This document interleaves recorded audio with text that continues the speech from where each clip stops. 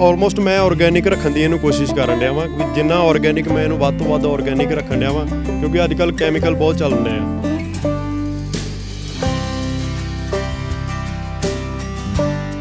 ਬਾਗਬਾਨੀ ਵਾਲਾ ਆਪਾਂ ਟਰੈਕਟਰ ਲਵਾਂਗੇ ਤੇ ਉਹਦੀ ਵੀ ਕੋਸਟ ਆਲਮੋਸਟ 5 ਲੱਖ ਤੋਂ ਸਟਾਰਟਿੰਗ ਹੋ ਜਾਂਦੀ ਤੇ ਉਹ ਕੋਸਟਲੀ ਪੈ ਸਕਦਾ ਹੈ।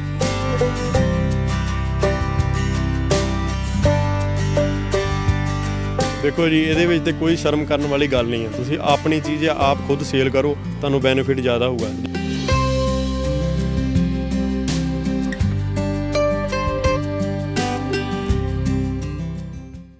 ਸਤਿ ਸ਼੍ਰੀ ਅਕਾਲ ਦੋਸਤੋ, ਸਕਾਈ ਨਿਊਜ਼ ਪੰਜਾਬ ਦੇਖ ਰਹੇ ਹੋ। ਮੈਂ ਜਗਤਾਰ ਮਾਲਾ। ਪੰਜਾਬ ਇੱਕ ਇਹੋ ਜਿਹਾ ਸੂਬਾ ਆ ਜੋ ਹਰ ਤਰ੍ਹਾਂ ਦੀ ਖੇਤੀ ਕਰਦਾ ਹੈ। ਇੱਥੋਂ ਤੱਕ ਕਿ ਪੰਜਾਬ ਦੇ ਵਿੱਚ ਅੱਜ ਕੱਲ੍ਹ ਦੇਸ਼ਾਂ ਵਿਦੇਸ਼ਾਂ ਦੇ ਵਿੱਚ ਜੋ ਫਰੂਟ ਉਗਾਏ ਜਾਂਦੇ ਨੇ ਉਹ ਅੱਜ ਕੱਲ੍ਹ ਪੰਜਾਬ ਦੇ ਵਿੱਚ ਵੀ ਪੰਜਾਬ ਦੇ ਨੌਜਵਾਨਾਂ, ਪੰਜਾਬ ਦੇ ਕਿਸਾਨਾਂ ਨੇ ਵੀ ਉਹਨਾਂ ਦੀ ਖੇਤੀ ਕਰਨੀ ਸ਼ੁਰੂ ਕਰ ਦਿੱਤੀ ਹੈ। ਮੈਂ ਗੱਲ ਕਰ ਰਿਹਾ ਹਾਂ ਡਰੈਗਨ ਫਰੂਟ ਦੀ। ਦੋਸਤੋ, ਡਰੈਗਨ ਫਰੂਟ ਅੱਜ ਕੱਲ੍ਹ ਵਿਦੇਸ਼ਾਂ ਦੇ ਵਿੱਚ ਹੁੰਦਾ ਸੀ, ਪਰ ਹੁਣ ਕੁਝ ਸਮੇਂ ਤੋਂ ਪੰਜਾਬ ਦੇ ਨੌਜਵਾਨਾਂ ਨੇ, ਕਿਸਾਨਾਂ ਨੇ ਇਹ ਖੇਤੀ ਪੰਜਾਬ ਦੇ ਅੰਦਰ ਸ਼ੁਰੂ ਕਰ ਦਿੱਤੀ ਆ। ਖਾਸ ਕਰਕੇ ਗੱਲ ਮਾਝੇ ਦੀ ਕਰਾਂਗਾ ਤਾਂ ਮਾਝੇ ਦੇ ਇੱਕ ਕਿਸਾਨ ਦੇ ਵੱਲੋਂ, ਤੁਸੀਂ ਵੇਖ ਸਕਦੇ ਹੋ ਤਸਵੀਰਾਂ, ਮਾਝੇ ਦੇ ਇੱਕ ਕਿਸਾਨ ਦੇ ਵੱਲੋਂ ਇੱਕ ਨਵੀਂ ਖੇਤੀ ਕੀਤੀ ਗਈ ਆ ਡਰੈਗਨ ਫਰੂਟ ਦੀ। ਤਾਂ ਲੰਮੇ ਸਮੇਂ ਤੋਂ ਕਿਸਾਨ ਪੰਜਾਬ ਦੇ ਝੋਨਾ, ਕਣਕ, ਕਈ ਤਰ੍ਹਾਂ ਦੀ ਜਿਹੜੀਆਂ ਫਸਲਾਂ ਬੀਜਦੇ ਸੀ, ਪਰ ਕਿਤੇ ਨਾ ਕਿਤੇ ਬਹੁਤ ਜ਼ਿਆਦਾ ਖਰਚੇ ਲੱਗਦੇ ਸੀ, ਪਾਣੀ ਦੀ ਸਮੱਸਿਆ ਆਉਂਦੀ ਸੀ। ਪਰ ਕਿਸਾਨਾਂ ਦੇ ਵੱਲੋਂ ਨਵੀਂ ਟੈਕਨੋਲੋਜੀ ਦੇ ਨਾਲ ਅੱਜ ਕੱਲ੍ਹ ਡਰੈਗਨ ਫਰੂਟ ਦੀ ਜਿਹੜੀ ਖੇਤੀ ਆ ਉਹ ਵੱਧ ਚੜ੍ਹ ਕੇ ਕੀਤੀ ਜਾ ਰਹੀ ਆ। ਕਿਸਾਨ ਰੂਪ ਸਿੰਘ ਸਾਡੇ ਨਾਲ ਨੇ। ਸਵਾਗਤ ਹੈ ਜੀ ਸਕਾਈ ਨਿਊਜ਼ ਪੰਜਾਬ 'ਚ ਤੁਹਾਡਾ। ਸਤਿ ਸ਼੍ਰੀ ਅਕਾਲ ਜੀ।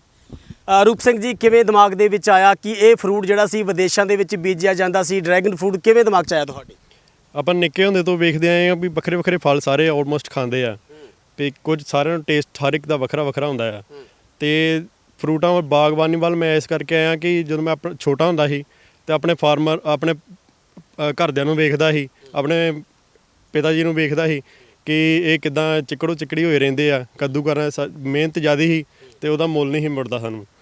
ਤੇ ਇਸ ਕਰਕੇ ਮੈਂ ਨੈੱਟ ਤੋਂ ਸਰਚ ਕੀਤੀ ਤੇ ਆਪਣੀ ਸਟੱਡੀ ਦੇ ਅਕੋਰਡਿੰਗ ਵੇਖਿਆ ਵੀ ਜੇ ਸਟੱਡੀ ਕੀਤੀ ਹੈ ਤੇ ਉਹਨੂੰ ਆਪਾਂ ਕਿਸੇ ਬੰਨੇ ਲਾਈਏ। ਫਿਰ ਮੈਂ ਨੈੱਟ ਤੋਂ ਸਰਚ ਕਰਨੀ ਸ਼ੁਰੂ ਕੀਤੀ ਤੇ ਮੈਂ ਡਰੈਗਨ ਫਰੂਟ ਦਾ ਵੇਖਿਆ ਕਿ ਇਹਦੇ ਵਿੱਚ ਬੈਨੀਫਿਟ ਹੈ, ਇਸ ਕਰਕੇ ਮੈਂ ਇਹਨੂੰ ਸ਼ੁਰੂ ਕੀਤਾ। ਰੂਪ ਸਿੰਘ ਜੀ, ਕਿਦੋਂ ਕੁ ਸ਼ੁਰੂ ਕੀਤਾ ਸੀ? ਨੈੱਟ ਤੇ ਤੁਸੀਂ ਦੇਖਣ ਤੋਂ ਬਾਅਦ ਕਿੰਨਾ ਚਿਰ ਹੋ ਗਿਆ ਇਸ ਜਿਹੜਾ ਬਾਕੀ ਲਾਏ? ਮੈਂ ਨੈੱਟ ਤੋਂ ਵੇਖਣ ਤੋਂ ਬਾਅਦ 'ਚ ਮੈਂ ਸਰਚ ਕੀਤੀ ਵੀ ਮੈਨੂੰ ਪਲਾਂਟ ਕਿੱਥੋਂ ਮਿਲ ਸਕਦੇ ਆ। ਫਿਰ ਮੈਂ ਪਲਾਂਟ ਸਰਚ ਵੱਖਰੇ ਸਾਰੇ ਵੈਰਾਈਟੀਆਂ ਇਹਦੀਆਂ ਹੈਗੀਆਂ ਵਾ, 153 ਵੈਰਾਈਟੀਆਂ ਵਾ ਟੋਟਲ। ਅੱਛਾ, ਡਰੈਗਨ ਫਰੂਟ ਦੀਆਂ 153 ਵੈਰਾਈਟੀਆਂ ਨੇ? ਹਾਂਜੀ।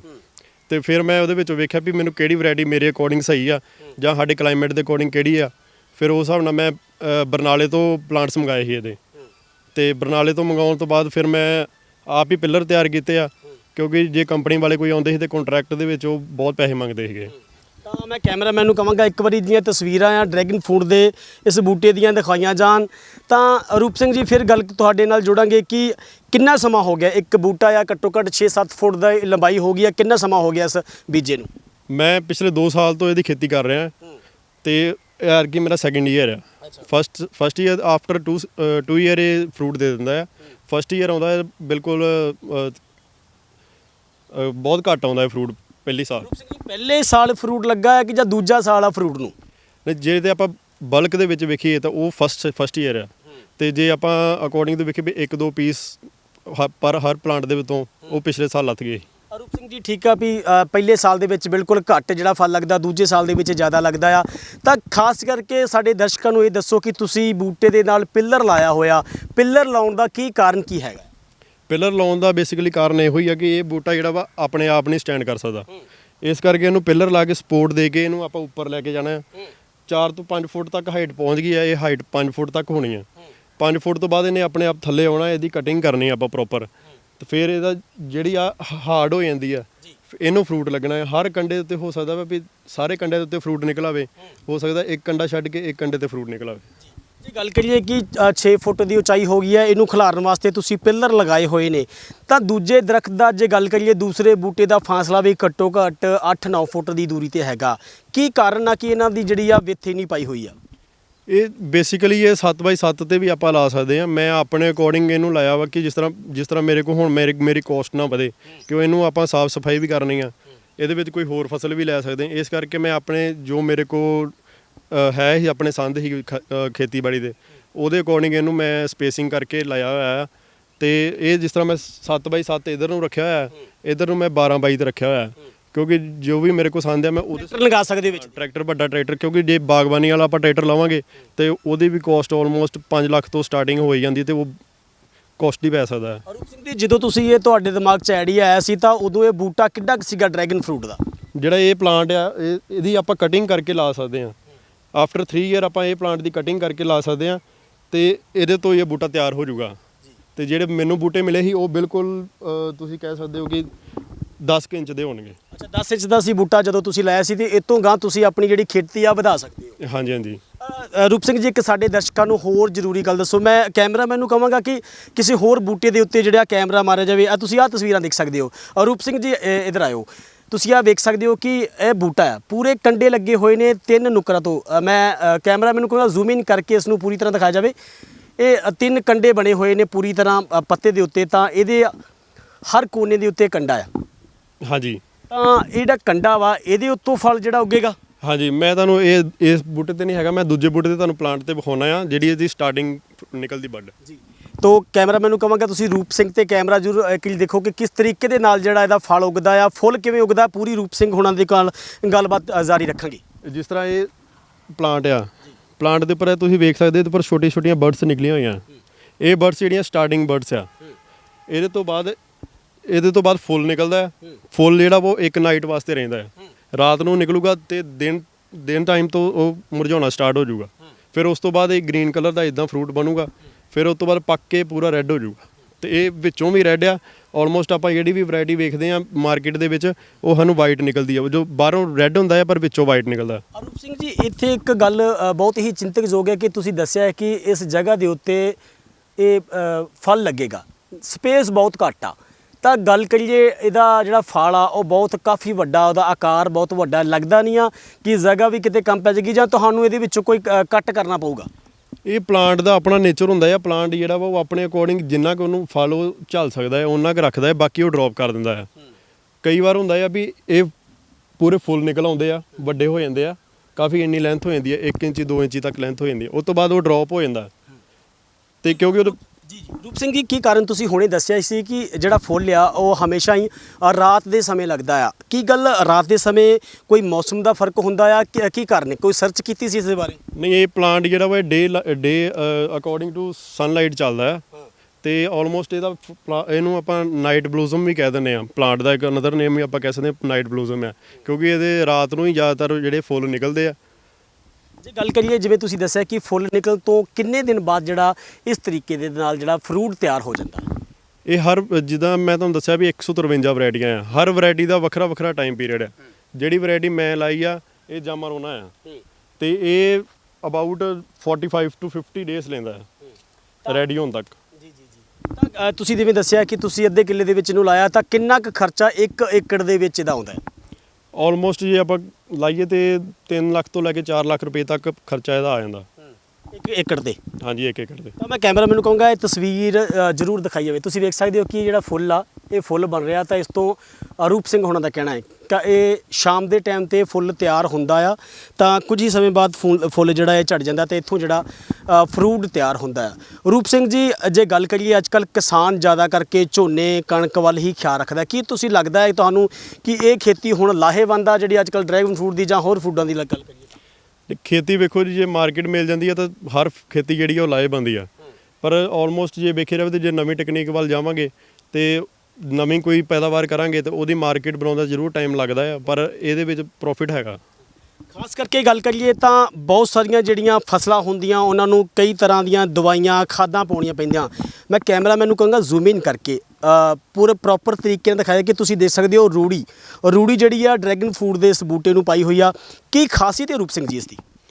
ਇਹ ਰੂੜੀ ਆਲਮੋਸਟ ਮੈਂ ਆਰਗੈਨਿਕ ਰੱਖਣ ਦੀ ਇਹਨੂੰ ਕੋਸ਼ਿਸ਼ ਕਰਨ ਡਿਆ ਵਾਂ ਕਿ ਜਿੰਨਾ ਆਰਗੈਨਿਕ ਮੈਂ ਇਹਨੂੰ ਵੱਧ ਤੋਂ ਵੱਧ ਆਰਗੈਨਿਕ ਰੱਖਣ ਡਿਆ ਵਾਂ, ਕਿਉਂਕਿ ਅੱਜ ਕੱਲ੍ਹ ਕੈਮੀਕਲ ਬਹੁਤ ਚੱਲਣ ਡਏ ਆ ਤੇ ਇਹ ਇੱਕ ਹਿਸਾਬ ਦਾ ਮੈਡੀਸਨ ਫਰੂਟ ਆ ਤੇ ਇਹਨੂੰ ਆਪਾਂ ਸਟਾਰ ਫਰੂਟ ਵੀ ਕਹਿ ਦਿੰਦੇ ਆ। ਰੂਪ ਸਿੰਘ ਜੀ, ਜਿਵੇਂ ਤੁਸੀਂ ਦੱਸਿਆ ਹੈ ਕਿ ਕਾਫੀ ਮੁਸ਼ਕਲਾਂ ਵੀ ਆਉਂਦੀਆਂ ਨੂੰ ਸਾਹਮਣ ਲੱਗਿਆ, ਤੁਸੀਂ ਆਰਗੈਨਿਕ ਖੇਤੀ ਕਰ ਰਹੇ ਹੋ, ਕਿਸੇ ਤਰ੍ਹਾਂ ਦੀ ਕੋਈ ਦਵਾਈ ਯੂਜ਼ ਇੱਥੇ ਨਹੀਂ ਕਰ ਰਹੇ, ਤਾਂ ਗੱਲ ਕਰੀਏ ਇਸ ਫਰੂਟ ਦੇ ਨਾਲ ਮਨੁੱਖ ਨੂੰ ਕੀ ਫਾਇਦੇ ਹੁੰਦੇ ਆ ਖਾਣ ਦੇ ਨਾਲ? ਤੁਸੀਂ ਸਰਚ ਤਾਂ ਪੂਰੀ ਕੀਤੀ ਹੋਏਗੀ।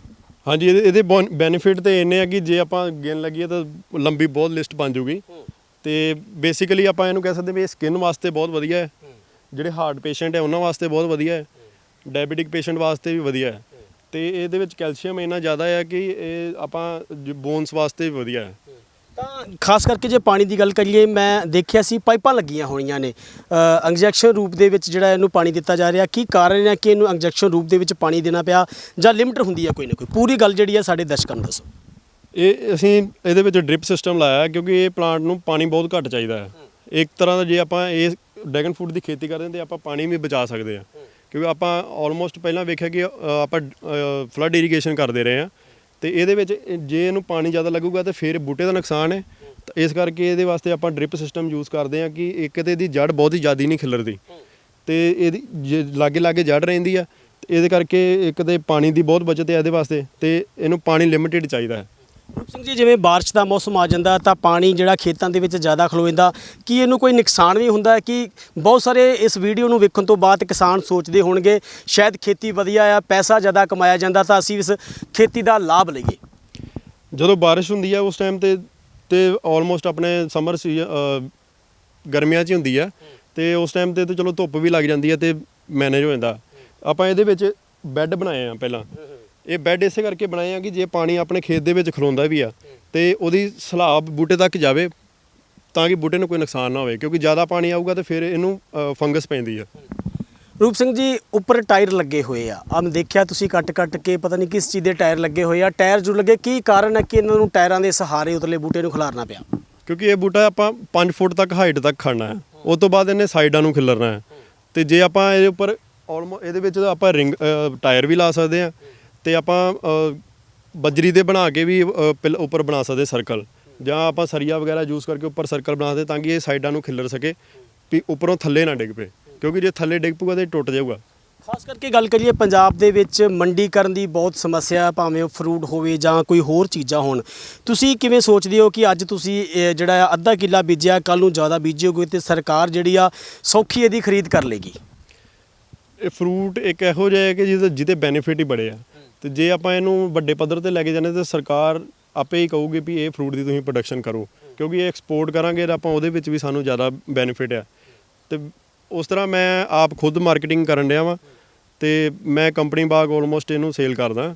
ਤਾਂ ਦਰਸ਼ਕੋ, ਮੈਂ ਤੁਹਾਨੂੰ ਦੱਸਦਾ ਹਾਂ ਕਿ ਇੱਕ ਪੜ੍ਹਿਆ ਲਿਖਿਆ ਨੌਜਵਾਨ ਹੈ ਰੂਪ ਸਿੰਘ। ਸ਼ਾਇਦ ਅੱਜ ਕੱਲ੍ਹ ਦੇ ਨੌਜਵਾਨ ਜਿਹੜੇ ਨੇ ਸੰਗਦੇ ਨੇ, ਡਰਦੇ ਨੇ, ਸ਼ਾਇਦ ਉਹ ਆਪਣੇ ਤਰੀਕੇ ਨਾਲ ਜ਼ਿੰਦਗੀ ਰੱਖਦੇ ਨੇ ਕਿ ਸ਼ਾਇਦ ਮੈਂ ਰੋਡ ਤੇ ਖੜ ਕੇ ਜਾਂ ਕਿਤੇ ਫਰੂਟ ਨਹੀਂ ਵੇਚਾਂਗਾ, ਸਬਜ਼ੀ ਨਹੀਂ ਵੇਚਾਂਗਾ। ਪਰ ਇਹ ਨੌਜਵਾਨ ਹੈ। ਮੈਂ ਇੱਥੇ ਇੱਕ ਜ਼ਿਕਰਯੋਗ ਗੱਲ ਦੱਸਦਾ ਕਿ ਮੌਜੂਦਾ ਸਰਪੰਚ ਦੇ ਬੇਟੇ ਨੇ, ਜਿਨ੍ਹਾਂ ਦਾ ਕਹਿਣਾ ਹੈ ਕਿ ਡਰੈਗਨ ਫਰੂਟ ਉਹ ਖੁਦ ਜਾ ਕੇ ਬਾਜ਼ਾਰ ਦੇ ਵਿੱਚ ਵੇਚਦੇ ਨੇ। ਤਾਂ ਰੂਪ ਸਿੰਘ ਜੀ, ਕਿਸ ਤਰ੍ਹਾਂ ਮਹਿਸੂਸ ਕਰਦੇ ਹੋ ਖੁਦ ਜਾ ਕੇ ਮਾਰਕੀਟ ਦੇ ਵਿੱਚ ਫਰੂਟ ਵੇਚਦੇ ਹੋ?